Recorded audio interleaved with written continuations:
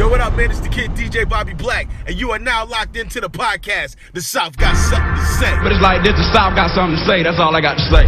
Let's go. It's DJ Bobby Black.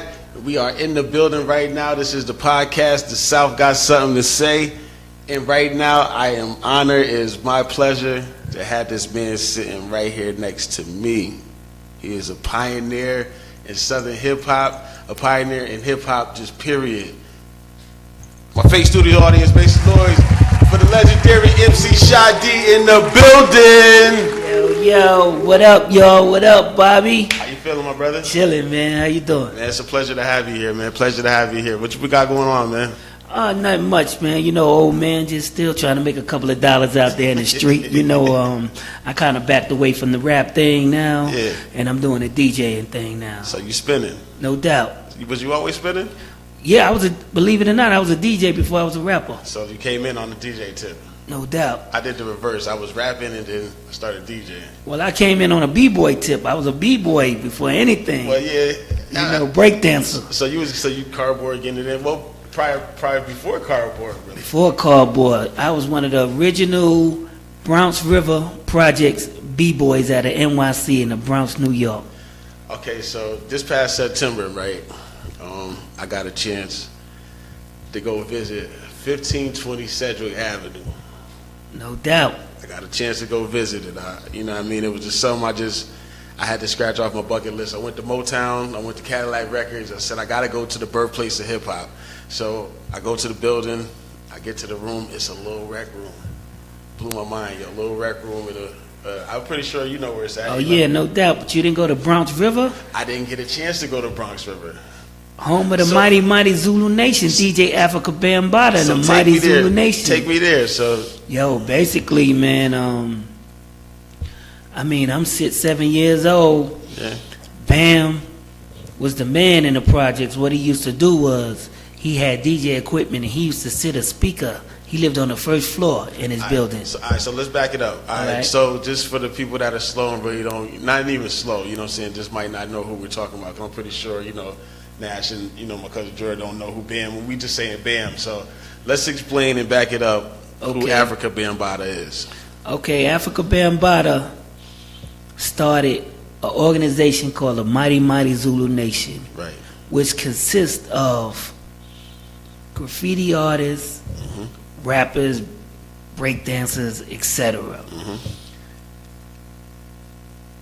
Before they made the legendary record Planet Rock, Right. which consists of Mr. Biggs, Pow Wow, and Globe, Yes. it was 8 MCs. Okay.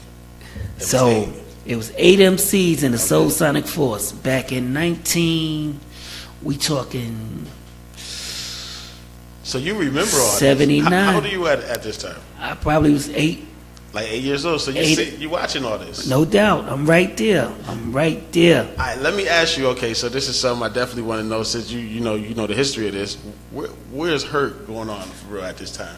Like, what does Hurt got going on? I'm not really familiar because it was like over there, Cedric, you know. They over there. They over there and we over here in Bronx River. Okay, I get it. You know what I'm saying? And I mean, they had the big competition thing because Kool Herc was the man where he was at. Yeah. But we was like, We Bronx River. We got Bambaataa and them over here. Bronx River rolling thick. Yeah. You know what I'm saying? So where's Flash at? Flash is where he at. Is he doing this thing at this what time? was that? Park Hill over there, I think. Yeah. Yeah, Flash is worldwide. He on the road, man. You don't see him on Instagram and Twitter. No, I see him, but what I'm saying at this time, so back then. Yeah, so Flash is over there. They over there, Park Hill over there in the Bronx. So it was different sections of the Bronx. They was putting it together. Okay, all right. So now, all right, let's get back into the Bronx River thing with Bam. So you're seeing that as a kid coming up? No doubt. Like I say, Bam, he put the speaker in the window. Everybody crowd around by his window. Right there in the circle in Bronx River, and I mean they play from 5 o'clock in the afternoon to 3 in the morning. Just playing records back, just playing music, and everybody just outside jamming. No doubt. And then what he used to do was he played in the back of the center. We had a little stage in the back of. We had a little community center right in the middle of the project. Yep. Bam used to bring his equipment out and they DJ in the back of the center. And then when they want to make money, they put the party inside the center and charge you $2-3 to get in. That's crazy. I seen I looked at a picture of the flyer that Herc said, was the first party where he did that hip hop set at. And then I think the price was like 25 cents, fellas. That's right. You know, saying 10 cent ladies or something Yeah. like that. You know what I mean? But like I say, man, I just, I cherish moments like that, and I big up people before us. I try to create a little platform to big up the people before us because I done made some money from hip hop. So I just want to salute, you know what I'm saying? That's right. The people before us because without, y'all, it wouldn't be this platform like this. Yep, and So- I ain't mean to cut you off, but Grandmaster Flash and them, they was my heroes, growing up. I mean, man, I started lifting weights. I wanted to be Melly Mel, man. Yeah, Melly Mel, he's still on it too. Yeah, like, he still beefed up. You know Right, what I'm right. saying? So I used to, I got my first little paycheck. I went and brought some weights, man, and bought me a little mirror, man. I used to come out of school and I go straight to the weights, man. because how Melly Mel had it. Yeah. So, all right, before you moved, you was already into the hip hop thing. Oh yeah, no doubt, man. Like I say, I was one of the first b-boys out of Bronx River. Right. Before the Rocksteady crew. See, they got with Bam later on, Right. like in the 80s. Mhm. But we was breakdancing 75, 76, So you was already on the breakdancing wave, the graffiti, the 5 elements. everything. Okay, so all right, you can answer this question then. When does rap come into the game? Well, Because I know there was MCing, like, you know what I'm saying? I know it was like MCing. yeah, well, they just used to be on the mic. Yo, we got such and such in the house. Rock on, rock on, rock on. And they echo. Yeah. So they really started rapping like 78, 77, I think. Right in that time, because we was getting out of Bronx River in 78, and they really wasn't still rapping. So let's say 78, 79, The people just started really like putting whole crews together. crews together, whole verses, you know what I'm saying, really rocking. Yep. Okay. So now, what year you moved down to Atlanta? I moved to Atlanta, believe it or not. 78, we got out of Bronx River. Got out of Bronx River. What moved you down here? Well, believe it or not, my dad was born down here. Really? But they said he stayed down here 3 months as a baby, and then he came up to New York. So he really didn't know it like that. Yeah, he didn't really know. But when we lived in New York, I got a brother. He was real wild, man, so he was terrorizing New York, man. So my mom and dad was like, yo, let's get out of here before this boy get killed, Right. you know. So then y'all came down here. Yeah, we came down here. We had a lot of family down here, down south family on my dad's side. So we came down, man. I loved it, man. You couldn't have a bike in New York in Bronx River. That's what I was gonna ask you. So how was the transition coming from? Oh, I loved it. It was slow. We cried a little bit when we first got here. Like, Yeah. yo, I want to go back to New York. But then we started seeing the go-karts and mini bikes, and Yeah, I was like, yo, I'm here. you was in heaven. Yeah. You was in heaven. Yeah. I. So that's what's up. So when did you start? So you said, when did you start writing raps?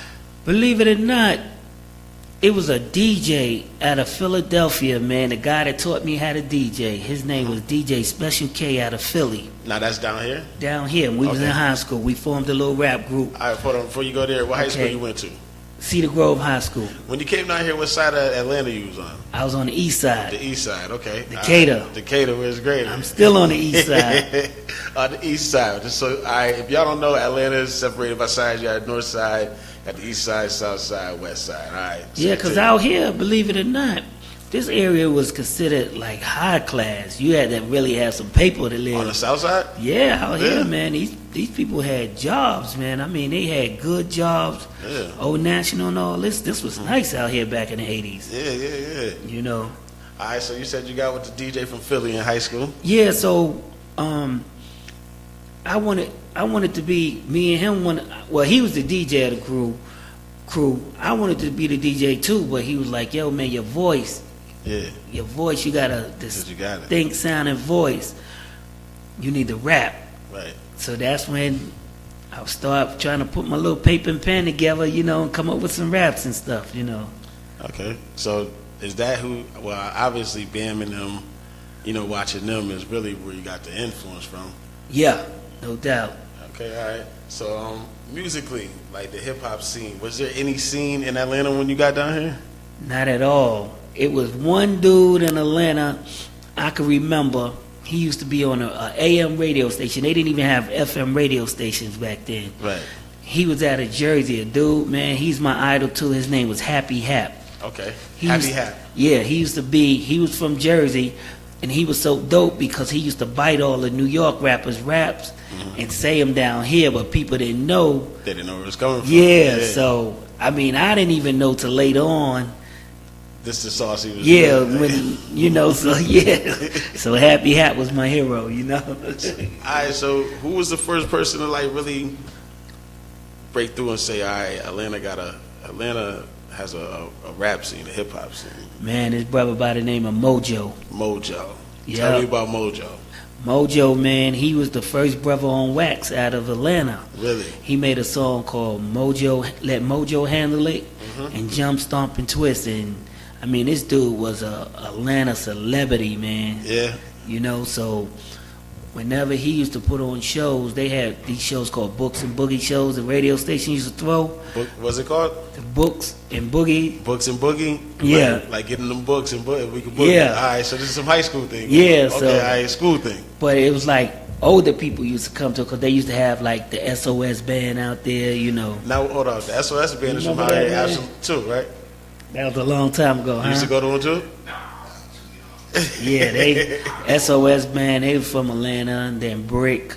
So whenever they throw the Books and Boogie joints, you get to see all the superstars, and Mojo was my hero back then. So whenever I hear he was gonna be there, I was there.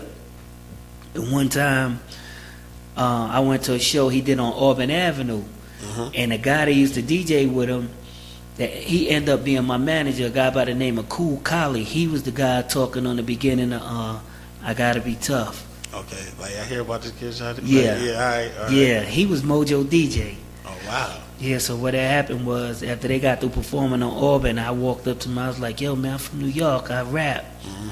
So I started like being a little groupie, tagging along Just with like him and hanging with stuff, him, you yeah. know. So I told my man Collie, I said, "Yo, man, you don't believe me? I'm gonna blow one day. And when I blow, I'm gonna make you my manager." All right. And that's how it And happened. that's what you did. Yep. That's dope, man. That's dope. Yeah. The man of your word. Word. So look, so all right, so I know back then it was Sharon Showcase was heavy. No doubt. Was that when you was first coming up? Yeah. So do you remember the first time you performed there? Nah, believe it or not, Is that a channel you went through to get to where you was going? nah, not really. I was hanging out there, breakdancing and stuff, but I wasn't really doing a rap thing, you know. Okay, all right.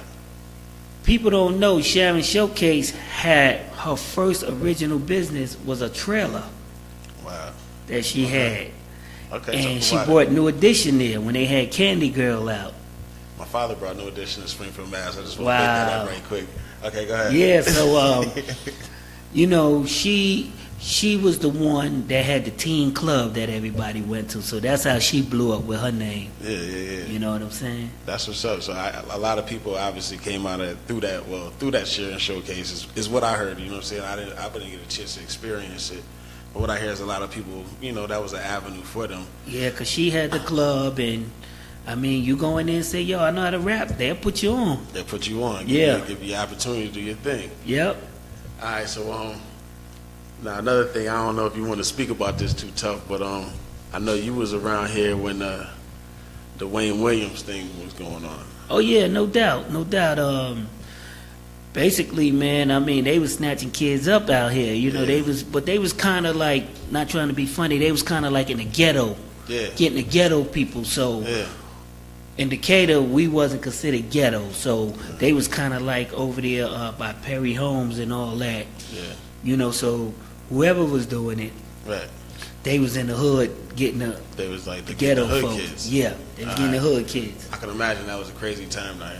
Oh yeah, 'cause man, my mom and them wasn't playing. They was like, "Yo, 8 o'clock, be in this house. Yeah, it's in the house. That's right. That's what's up, man. So, I did a little research online, then I seen, you touched upon Mojo, and that's where I was gonna go next. So, Yeah. all right, so he came out, and so he's the first one really on the scene. Is right after that, you got with Mojo. When did you? All right, boom! I'm getting ready to record my first record. Yeah. But what had happened was, Mojo was kind of like it seemed like he took a break because, believe it or not, Is that the only record he had? he had 2 songs. One called "Let Mojo Handle It," and the other one was called "Jump, Stomp, and Twist." Okay. But people don't know, Mojo kind of backed out because he was working for UPS at the time. So he backed out for the job. Nah, he backed out from the rap. Oh, he backed out the job for the rap. Nah, how can I say that? He was rapping but working, But working at the UPS. same time. Yeah. Okay, all right. So he kind of gave the rap up like, nah, man, okay, I'm getting too old for this. Yeah. I'm going to do my UPS thing. So in the meantime, people was trying to get record deals since he made that joint. So they used to have talent shows and all that. So they had a big talent show one time. Do you remember when the Roxanne craze was out? Everybody was doing Roxanne records? Absolutely. I won a contest to open up for the parents of Roxanne Shante, and Sparky D. Okay. So, this out here in Atlanta. Yeah. Okay. So the parents of Roxanne, they was out of Fort Lauderdale, Florida, and they had a lady manager. So she stepped to me after I got off stage. She was like, "Yo, you was rocking. What's the name of your song?" I said, "Nah, I'm trying to make a record. I'm local." Yeah, I don't even got a record. She was like, "Yo, my boyfriend owned a record company. Let me go back down here and talk to him and see can I get you a record deal." Yeah. The man she was talking about, are you familiar with MCADE? MCADE. He made records back in the days too. Okay.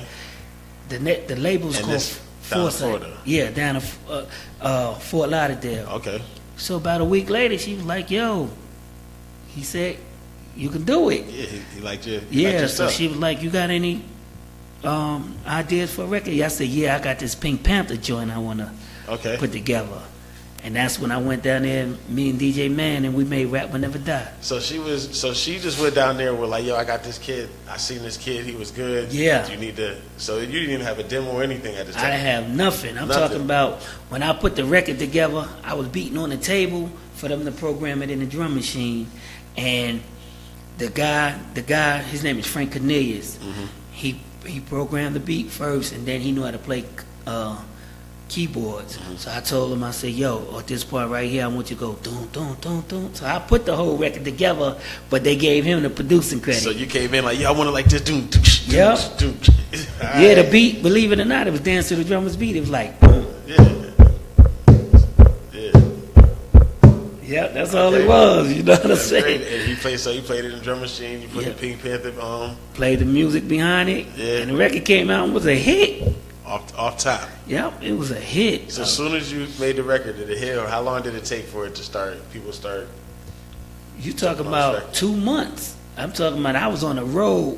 If the record came out in March, May, I had 20 shows booked all over the South. That's wild. I was even going up to Virginia. That's wild. Norfolk. In 2 months. Yep. That's wild. That's wild. Yeah. So how was this? I mean, all right. So we're back in what year is this? 85. How was this record gravitating like this? Basically, it was word of mouth. You know what It's I'm word of saying? mouth, It was right. word like, yo, you heard this. It was so funny. I'm laughing now because everybody's like, yo, you heard this girl, Shadi? Yeah, for real. Yep. The word was out, so it was like half and half. So everybody thought I was a girl. So whenever I do concerts and I come out there, the girls start screaming like, "Oh shit, Like, oh, shit, yeah. it's a dude!" You know Yeah. what I'm saying? So Yeah. it was beautiful, man. I did shows with Dougie Fresh. When LL when he first came out, we was together. You know what I'm saying? Yeah. So all Yeah. right. So this is like an instant boom, take off, record out. I'm out of here. Yeah. Okay. So now. All right, hold on. I gotta read my notes because I be smoking. I'm trying to. Oh, You know what yeah, I'm saying? no Excuse me, doubt. never mind me. You know what I'm saying? But I'm gonna get it together. All right. So you say the record took off. Now, was this you did this record and then you got with Luke after that? Nah, I did this record and another one. I made the first song was called "Rap Will Never Die" with the Pink Panther. Yep. And I followed up behind it with a song called "Shy D Is Back," and I put Sanford and Son in there. Dun, dun, dun, dun, Okay, so you was on a TV show saying what's that? Yeah, because I was biting because Dougie Fresh and them was out there with Inspector Gadget and all that. Yeah, That on was, the show. Yeah, on the show. So that was like the craze back then. So I used to sit back like, yo, if I get to make a record, I'm gonna do the Pink Panther. I'm gonna do this. You know what I'm saying? Yeah, so now you got your opportunity. Yeah. So And you it doing came and it was beautiful. All right, so I heard you say about DJ Man, and when I had Mr. Collie Park here, he mentioned DJ Man too. So tell me a little bit about what was going on with Edward J and his mixtapes out here. Man, let me tell you, you wouldn't believe it. DJ Man, I taught him how to DJ. Really? Yeah. The Okay. guy from Philly taught me how to DJ, and I taught Man how to DJ. That's why, like, if people ever see DJ Man mix, we DJ with both our turntables on the left side. Yeah, okay. Yeah, I see so, Premier do that as well. Yeah, so All right. basically, Edward J came to town. He just popped up. I don't know where Edward J come from. It was just like a word of mouth. Yo, man, this dude is doing mid CDs. They from Florida. That's where they from. Okay. Him and his sister, Lady DJ. So basically, I went up there one day, and they had all these cassette decks stacked on top of each other. So I was like, yo, I heard a lot about y'all, you know what I'm saying? I said, I ain't nobody famous, you know what I'm saying? My name is Shy D, I got a little record out. So they was like, oh shit, you the one made that song? So we became friends and stuff like that. So I started off with the J-Team DJing. But I told Edward J, I said, yo man, I'm alright DJing, but my DJ that DJ for me named DJ Man, let me introduce you to him. Right. And I brought Man up there, and him and Edward J, they formed a bond, man. And that's how then Jay started just recruiting dope DJs. Yeah. And that's how the Edward J team thing started. Well, prior to me getting here, I'm going to tell you the two names I heard was Shy D and Edward J. Wow. My uncle was like, man, you better, Edward J, boy, you better get Edward J. Man, what you talking about Edward J? Like, I didn't know what he was talking about. When I got down here, I definitely found out about Yeah, Edward J. that was the king. We used to call him the king. King Edward J. Yep. Okay, so now you recorded 2 records, and then how'd you link up with Luke? I did a show with the 2 Live crew when they had Throw the D out. Yep. And Fresh Kid Ice, he just passed away not too long ago. He stepped to me, he was like, yo man, Luke, like your shit, man. Luke is a big fan of yours. So he already heard the records. He already knew what was going on. Yeah, so he was like, man, Luke wants you to join the label. I was like, yo man, shit, tell him, I got about 3 or 4 more months on his contract and we can do some business. Right. So Fresh Kid Ice went and got a business card for me, and I kept that card, man. And when my contract ran out with Foresight, Called that number. Right? I was like, yo, tell Luke I'm ready, man. And Who was on the label at that time? they had the 2 Live crew. They had Anquiette. She made Throw the P. That was his niece. Okay. She made the answer to Throw the Dick. Okay. And then they had a artist by the name of JDC. He had a song called Jealous. What was it? Jealous Fellas, Jealous Girls. You remember that song? It was Jealous Girls because the girl came back and made Jealous Fellas. Yeah. So he had 3 artists on the label, and I made the 4th. I went down there and joined them. So how was that? Because they had let me know how the bass ushered his way over here into Atlanta.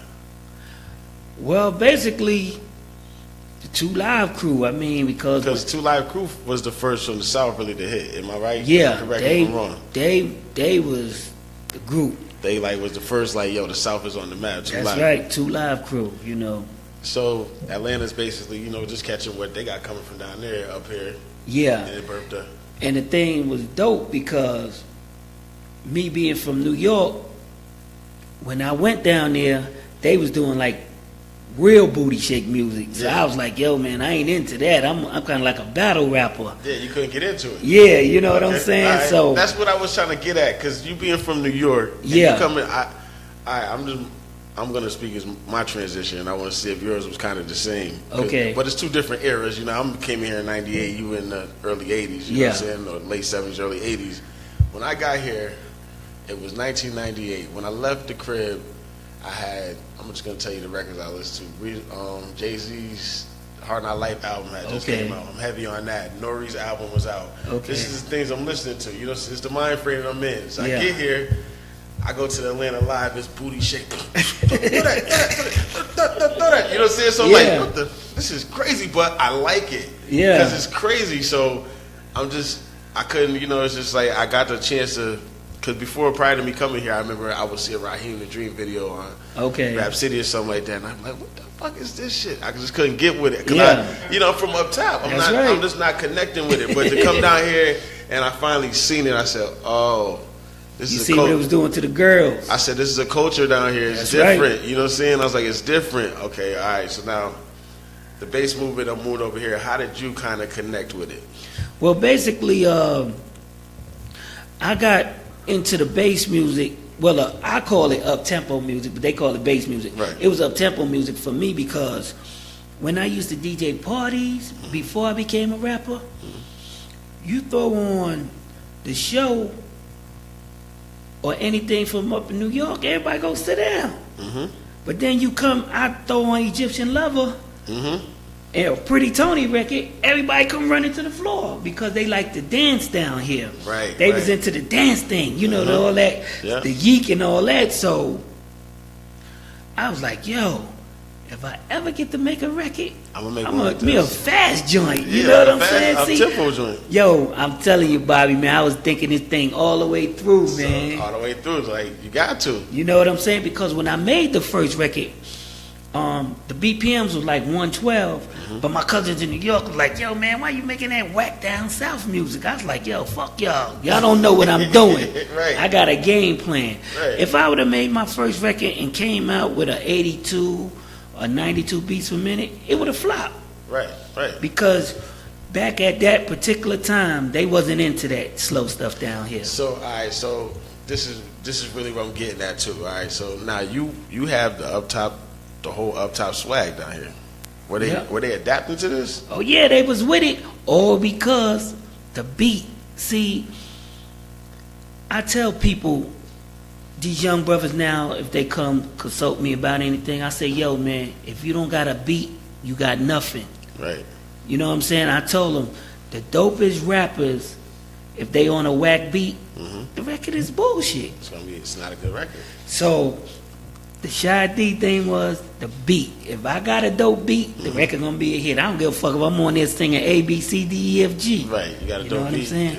Can I curse on the podcast? Yeah, say whatever you want to say. All right, yeah. So you know what I'm saying? So I knew that because me being a DJ at a young age, I know which record will move you and which record will make you go sit down. You know what I'm saying? So that's what you really picked up on. All right, I see how the bass now. What was the first record you remember you tried? All right, here we go. We're gonna try this. Try this bass movement. All right. Believe it or not, the shit was Shake It. And I hated the song, and it turned out to be my biggest song of my career because it crossed over to white people. That's most people's story. They hate their biggest record. Yeah, and the only reason I hated the song because Toomp was like, this what made me hate Shake It. Because of one thing Toomp said, and it frustrated the shit out of me. He was like, yo, man, we need to start doing records like the 2 Live Crew. And when he said that, I said, yo, man, fuck the 2 Live Crew. Serious, you know, because I feel you. I got my own style. I'm not biting them. That's their style. You know what I'm saying? And he was like, man, let's just try one. Let's do one record about some girls. And man, we went to the hotel room. Mike Fresh made the beat up in like 10 fucking minutes. I wrote the song in about an hour, and we went to the studio and recorded that joint, man. And the rest is history. And the rest is history. That was my biggest record, man. So you can thank Toomp for convincing you to do it, huh? Yeah, but the thing I get mad at Toomp at, Toomp is telling people he produced the song, and he's not giving Mike Fresh his proper due, man. And you know, one time Mike Fresh called me so fucking mad, man, because, you know, Toomp is a big producer now out there in the industry. And Toomp keeps saying that he produced his first early records he produced was Shake It, and he didn't do Shake It. He didn't do the beat. Mike Fresh was on the SB12, made that beat up in 10 minutes. Not the SB1200, but the 1200. SB12. It was a 1200? Yeah, it was the 1200. Okay, all right. Yep. Okay, all right. Yeah. All right. Yeah, so that's one thing. But the idea of it, the idea of the song being a song was Toomp. What's from Toomp saying, just what you need to do. What we need to do. Mike Fresh brought it to life. He brought it to life. You wrote the rhymes and the rest is history. That's right. And this came out on Luke's Came label. out on Luke's label. All right, now this is your first album? It's my second album. Second Shaker album. was on the second album. Okay, so now the first one, you put the album out. This is out here on the other label. Now the first album came out on Luke. See, I only did 2 12 inches. You did 2 singles at yeah. first. Okay, all right. Now what was the name of the first label? The first album. The first 2 singles. That label? the first one I made was called Rap Will Never Die. That was the Pink Panther. Yep. And Shy D is back. And what label was this on again? That was on Foresight Records. Foresight Records. All right. Yeah. So now we have Luke. We had the Shake It Is Out. That album comes out. It goes crazy. You resonate with a whole another audience, I can imagine. Oh yeah, definitely, man. We was on the road going places, man, I never thought we'd go. Yeah. We stayed on that West Coast out there. Yeah.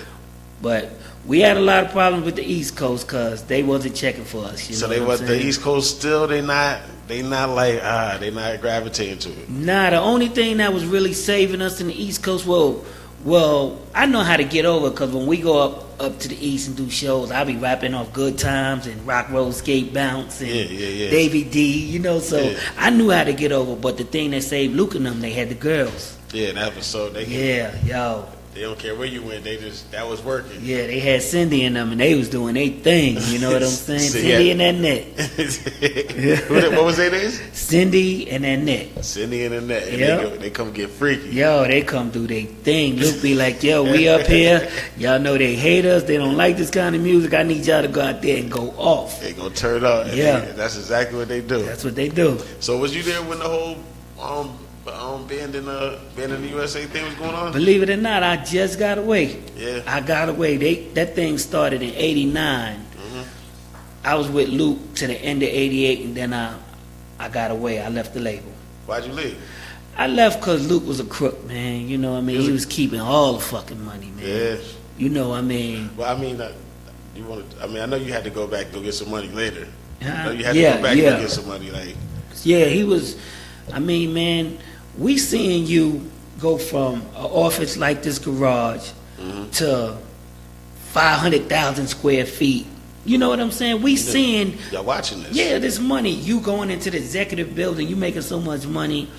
You got to go into the executive building. You making so much money. The RS telling you to buy cars, buy a house, or they gonna take the money. Yeah. We seeing all this, but we only getting show money, Right. which was good money. Don't get me wrong. Yeah. But I want that record sale money too. Right.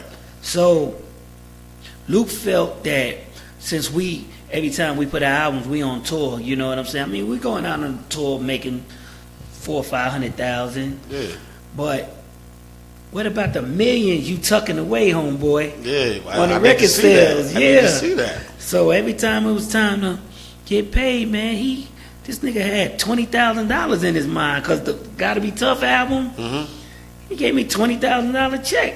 So I called the secretary. I was like, yo, Debbie, tell Luke, kiss my ass, suck my dick. I ain't coming down there to make no more records. You know what I'm saying? So the first album, Shaker's on this album. Nah, Gotta Be Tough. Gotta Be Tough. Was the hit. $20,000. $20,000. So I told Debbie, I said, yo, tell Luke, if I don't have a $50,000 check here in 2 weeks, I'm never coming back. Shit, a week and a half I had that 50. So that it popped up. It popped up. So I was like, yo, Debbie, tell Luke I'm on that next plane smoking to make my second album. You know what I'm saying? And then, believe it or not, I had to get rid of DJ Man because he started like messing with the drugs. You know what I'm saying? He was like, got on that powder real bad. So all right. Not even to cut you off. We were right. right there on DJ Man. You were recording your albums down there? Yeah. Okay. This is Luke. Well, obviously, Luke has a studio. Obviously. Nah, believe it or not, do you know the reggae group called Inner Circle? Yep. They made the theme "Bad Boy, Bad Boy." What you gonna do? I know exactly what you're We talking was recording at their studio. about. Okay, that's history right there. Yep. All right, so now we with DJ Man. He's with Edward J. And I, you know what I mean? I kind of I don't want to touch upon that, but we'll talk about men. So Okay. you said he got to the, Yeah, so he's like the limo going by his house to pick him up, to take him to the show. He hiding out. He don't want to come. So, excuse me. So me just, thank God, being a DJ, I go to the show. I come out there DJing. come out there and DJ. So they looking at me like, I'm DJ Man, where's Shadi at? Right. So I do some cuts, play a couple of records, messing around, and I stop the music. I go out there and talk, say, yo, what's up, y'all? I'm Shadi. And they be like, what? You know, so I said, yeah, DJ Man, he was sick. He missed the plane. You know, making up excuses for him. Yeah. But it ain't no thing, y'all, because what I'm going to do, I'm going to start this record, then I'm going to come out here and rock. So I used to start the instrumental to the 12-inch, then go out there and sing And it. then just go. So you did the DJ, did the whole show. Yeah. You gave him a whole experience. Yeah, you know. Hey, man, why not? You gotta do what you gotta do. Yeah. So, all right, so you had DJ Man, Edward J. You had the legendary DJ Toomp as your DJ. Yeah, so what had happened was, Man was on the first album. And believe it or not, I tell people now, but I didn't tell them back in the days. If you go back and listen to the Gotta Be Tough album, my first album, I did 75% of the scratches on that album. It's crazy. But I was going, DJ Man, do it. And, you know, when the cuts come in, that was me doing it. But I was giving him his props. His props. Yeah. You're a DJ. Yep. I mean, that's what they did back then. You gave your DJ your props. Yeah. Absolutely. So, like I say, I started having real problems at him with the drug thing. He wasn't showing up to the show, so I got rid of him. That's when I got Toomp and Mike Fresh. I put them down with me for the second album. And Mike Fresh produced the whole second album, the Coming Correct in '88 album. Yeah. Mike Fresh did the whole album. How'd you find Toomp? Oh, man, he was a legend out here in these He was streets. already killing it already. Yeah, man, the boy was a young boy. He was like 14, 15. And they was like, yo, man, you ever seen that young boy scratching with his shoe, with his sneaker? I was like, nah, who? So He was taking he was on this back then. yeah, This he is was Toomp. taking his sneaker off, cutting, yeah. So I saw him, I said, man, this young boy so dope. You know what I'm saying? Yeah. So, like I said, I wasn't making records. He was a little boy. I was like, if I ever blow up, I'm coming back to get him. I need him on my team. Yep. And when DJ Man doing his thing, I said, all right, do your thing, homie. I went and got Toomp and Mike Fresh. When does Raheem the Dream enter the picture?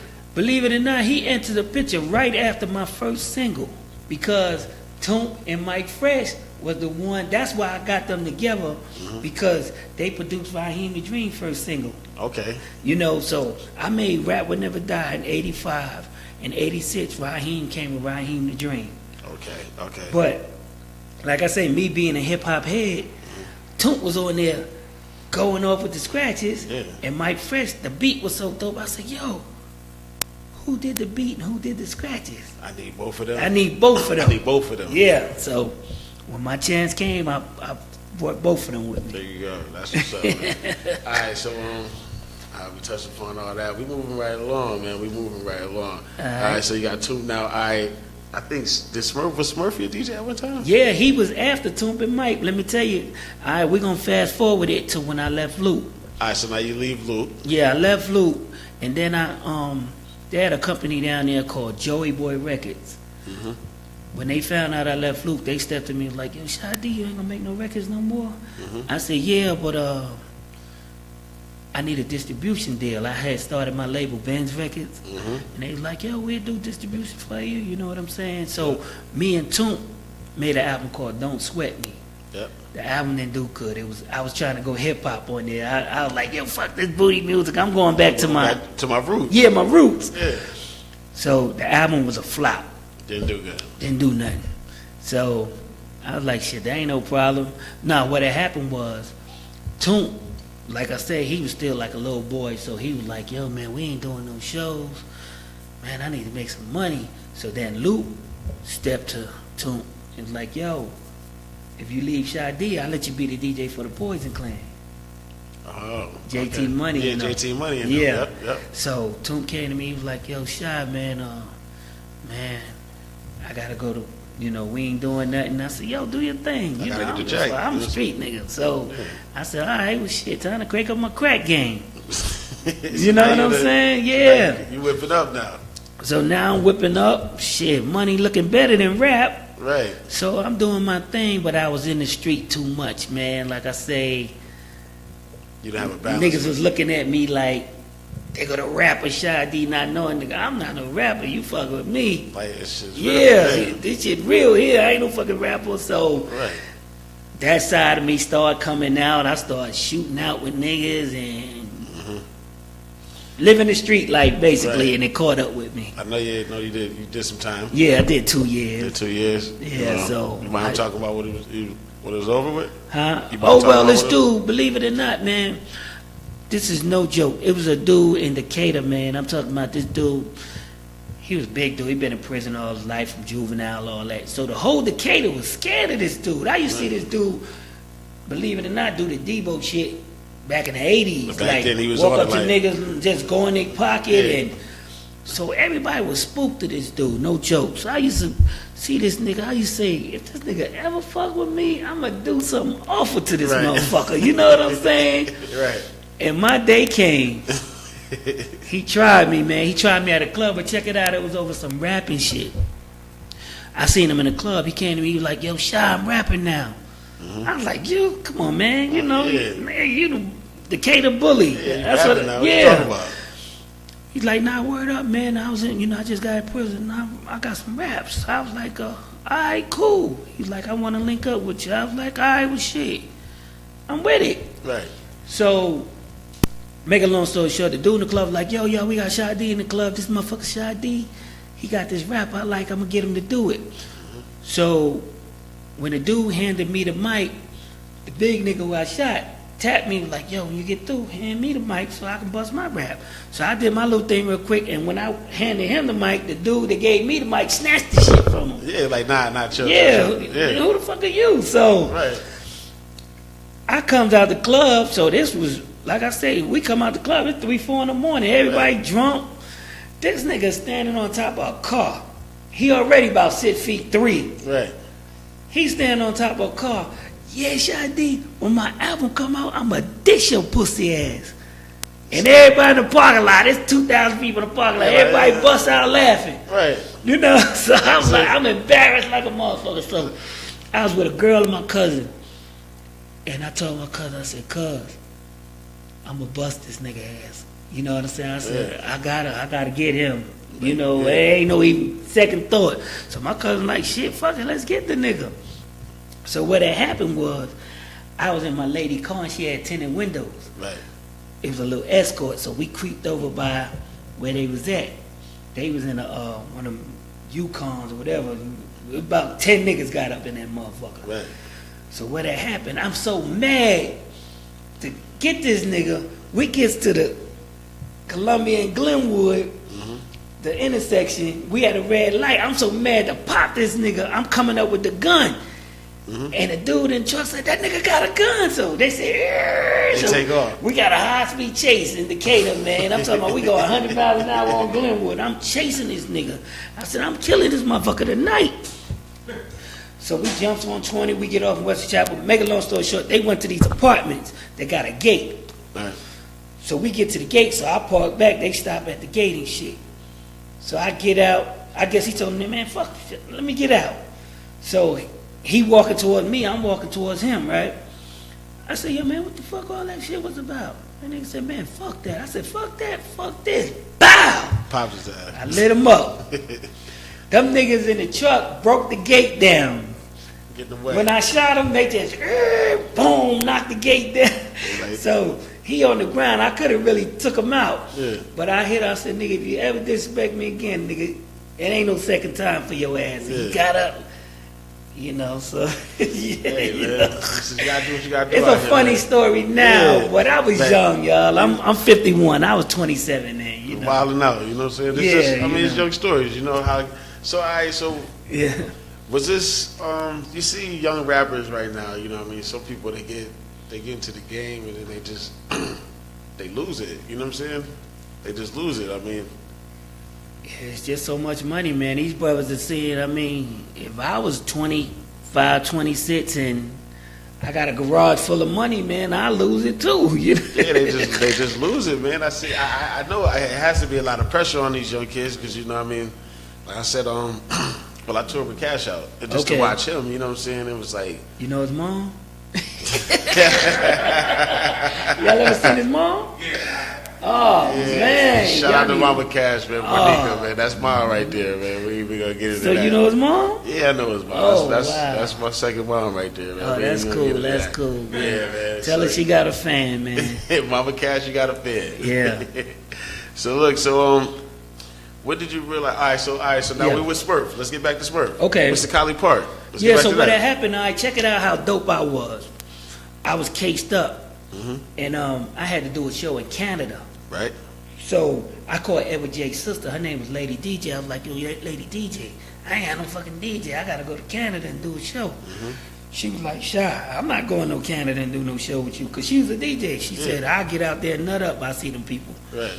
But once you call Smurf was 14 or 15 years old now. Yeah. So she gave me Smurf's mom number. So I called the house. I said, yo, can I speak to Smurf? He was like, they put him on the phone. I was like, yo, this Shy D. I'm such and such. I'm going to Canada. I need you to go with me. You think you can go? He was like, well, you need to come meet my parents, you know. Yeah. So I went out there, met his mom and dad. They gave him the okay. And I took him to Canada with me. That's crazy. Yeah, we did a show in Fort Erie, and then we came back over into Buffalo and did a show in Buffalo, 2 shows in Buffalo.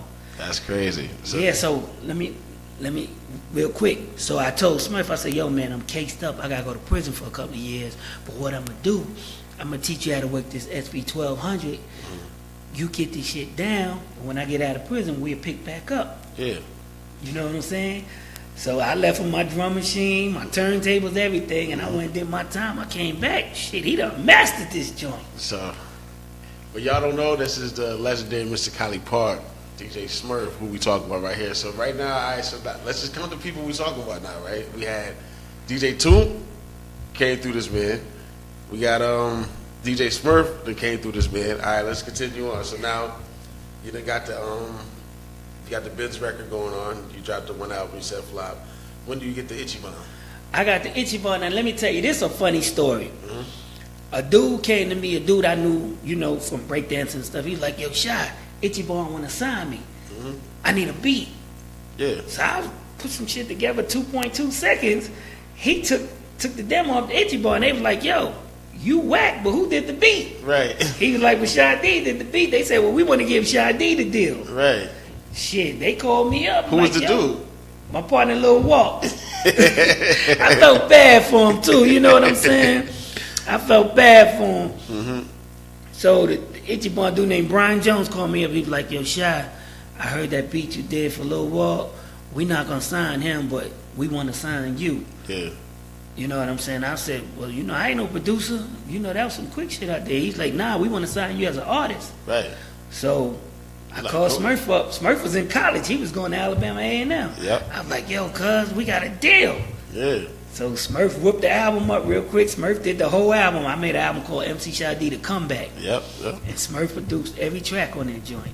That's dope. Yeah, he came through. When he came through, we talked about that too. Yeah, so Smurf whipped up that album, man, and I told Itchy Boy, and I said, yo, once y'all give Smurf a deal, because he a rapper. So shit, I got Itchy Boy and give him about 30,000, and Smurf did an album. Hey, man. You know what I'm saying? Because I was like his manager. Right, so you keep it in the family. Yeah, you know what I'm saying? Absolutely. So, I mean, he told me he recorded, you know, your album. He said he did his album. Yeah. How many albums you did with Itchy Bomb? Just one. Just one? Yeah, I did the Comeback album. And then you resided after that? Yeah, I was, because Smurf and them souped me up, man, when I won the lawsuit from Luke. They was like, yo, man, you sitting on all this money, man. Let's crank Ben's records back up. Yeah. And that's when I tried to do that. We left Itchy Bomb, and I lost a gang of money, man. So how was that going through the lawsuit with Luke though, man? Like you know, I mean, he gave you a good, you know, opportunity. Like, did you had to go back and sue him? Yeah, it was, you know, like I said, when he came with that $20,000 shit again. Do y'all still have a good relationship? Nah, because last time I seen him was in court. I mean, you know, we ain't say nothing to each other because I was just getting out of prison, and I had to go down to the court. because he had filed bankruptcy. Right. But yeah, nah, I mean, This is, it is what it is. It is what it is. Like, You know what I'm saying? time that passed, yeah. that's what it is. Cause he got on Vlad TV and tried to say some slick shit like I only sold 50,000 copies. You ever saw that interview? So Yeah. he only sold 50,000 copies. Yeah. Come on, man. They went in that man books, man. Both of them albums went gold, and he didn't even certify them for me because he didn't want to pay me. He was trying to keep How many records is gold, just so they know? 500,000. Okay, and he said you only sold. He said I only sold 50,000 per album.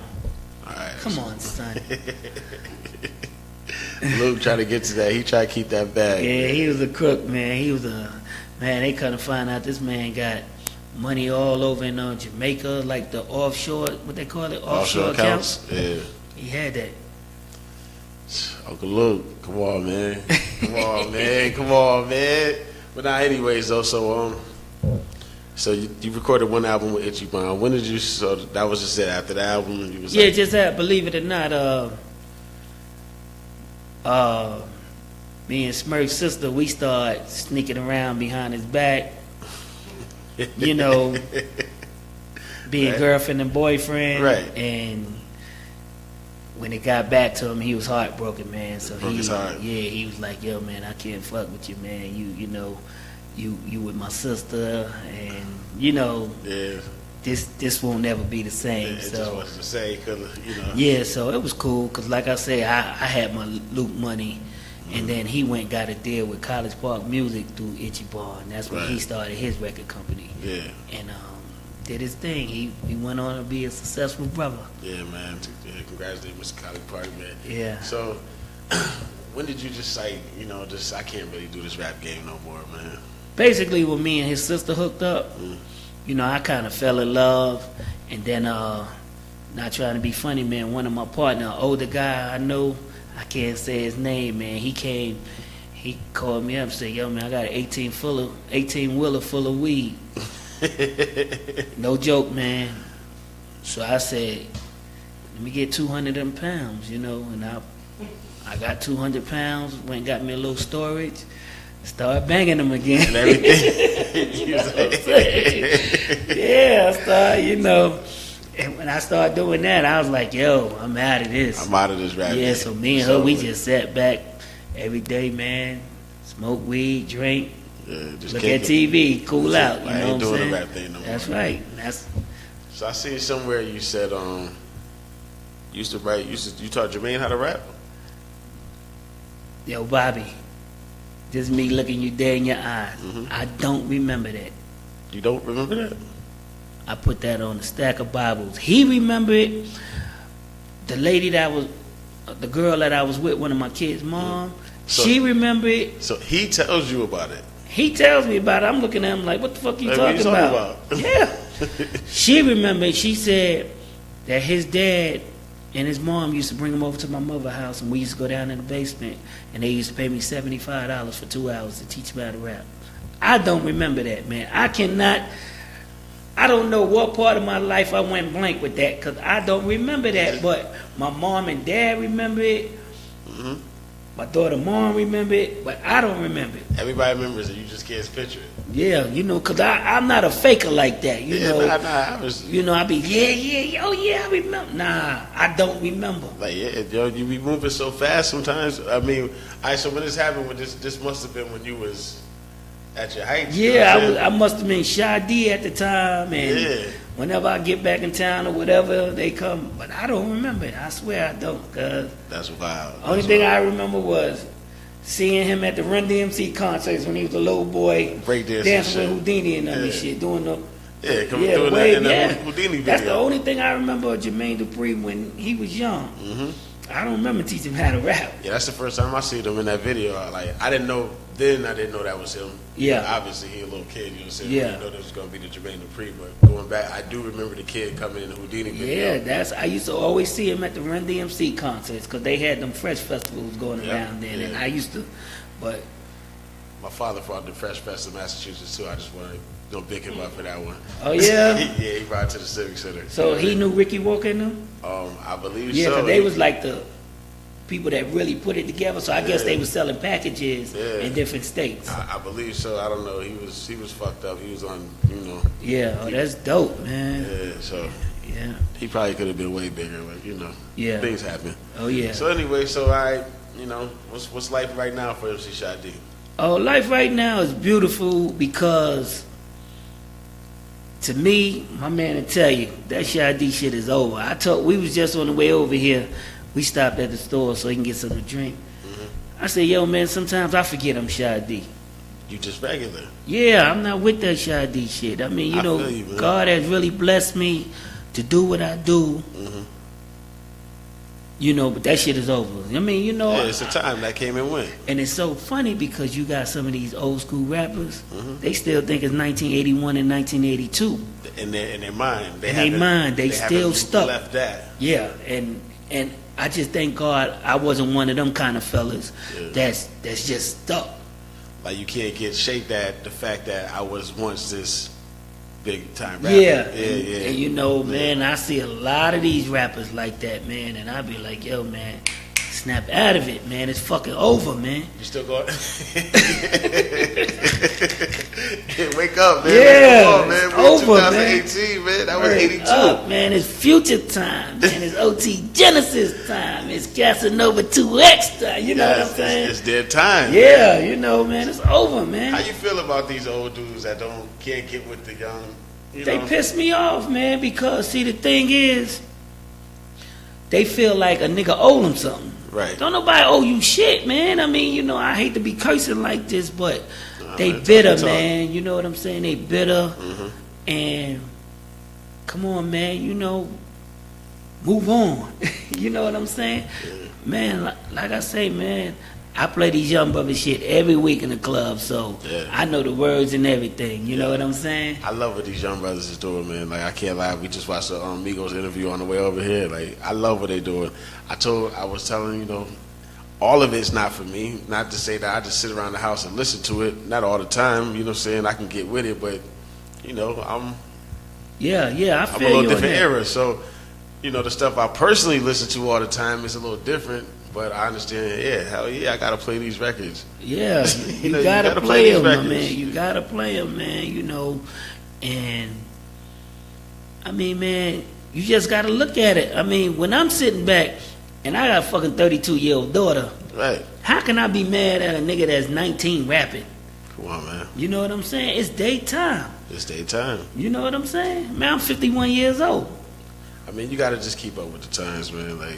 Yeah, but man, you got a lot of bitter brothers out here, man. Yeah, I can imagine. Do you ever go on any of these old school tours? Like, they put you on the bills a lot? Yeah, I did the last one I did, I was in California.